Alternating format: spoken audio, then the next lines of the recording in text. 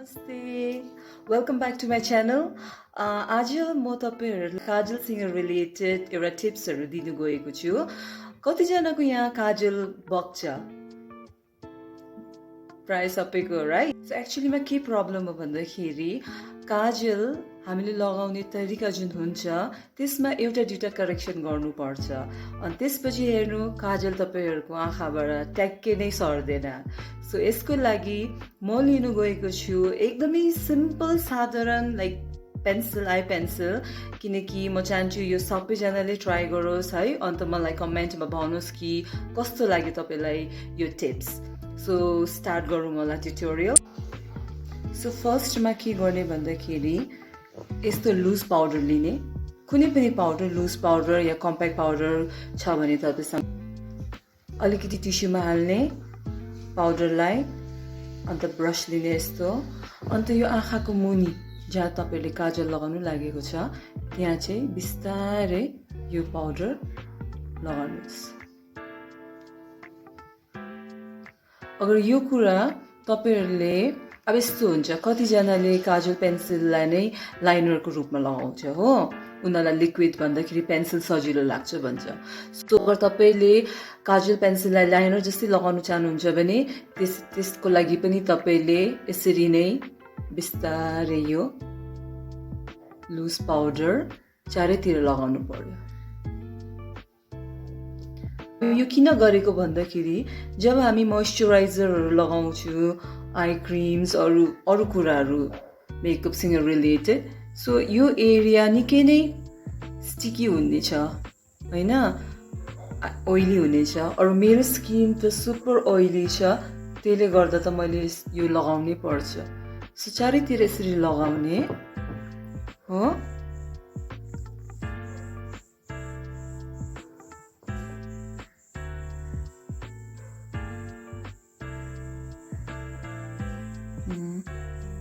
अन्त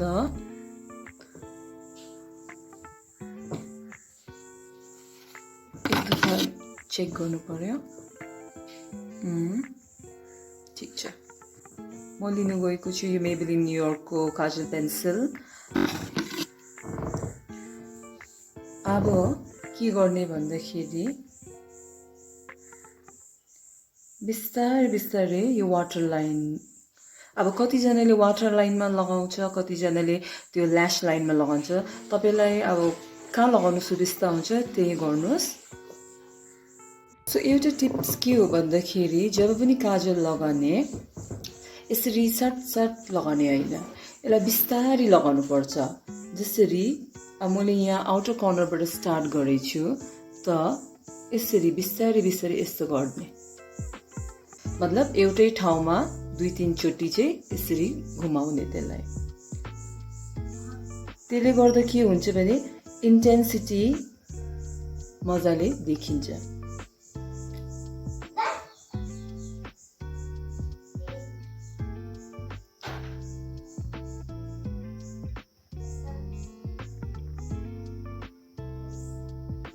म यसलाई अलिक छेउमा राखेर देखाउँछु. देख्नुभयो?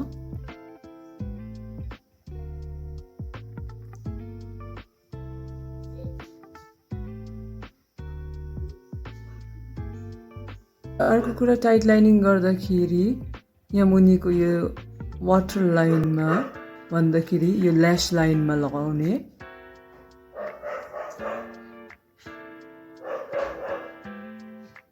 यसरी देख्यो? गरेको र नगरेकोमा कति डिफरेन्स आइहाल्छ. हेर्नुहोस् मैले यो काजल अलिक बाक्लो गरेर लगाइसकेँ. सो अब म के गर्छु भन्दाखेरि एउटा ब्ल्याक आई स्याडो लिन्छु. मैले लिँदैछु म्याकको कार्बन. सो यसकै माथि अब बिस्तारै बिस्तारै फेरि प्रडक्ट डिपोजिट गर्दैछु.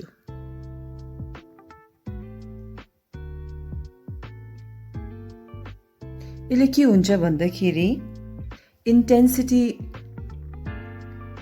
अझै बढी देख्छ.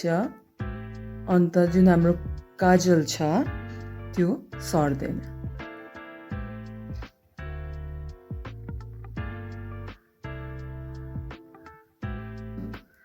स्याडो लगाएपछि काजलमाथि यस्तिको देखिन्छ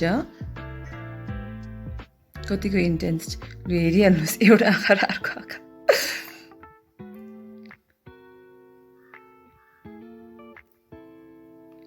सो यो अलिकति मतलब हुन्छ नि राउन्ड राउन्ड भएछ म यसलाई अलिकति लाइक लिफ्टेड लुक दिन्छु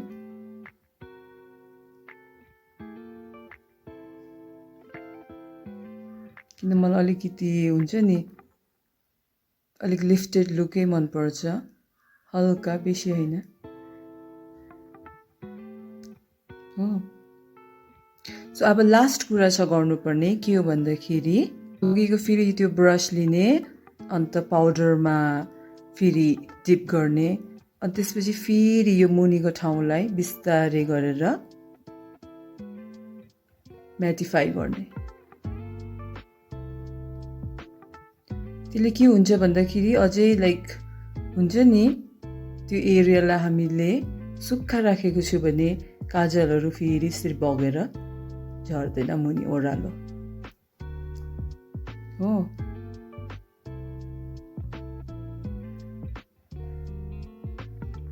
अब म यो अर्कोपट्टि पनि गर्छु मैले काजल दुईपट्टि नै लगाइसकेछु अरू अघि मैले बिहान बनाएको थिएँ भिडियो अहिले बेलुका भइसकेछ अरू हेर्नु सक्नुहुन्छ कि कतिको चाहिँ अब हुन्छ नि स्मज भएको छ प्रिटी मच इन्ट्याक्ट होइन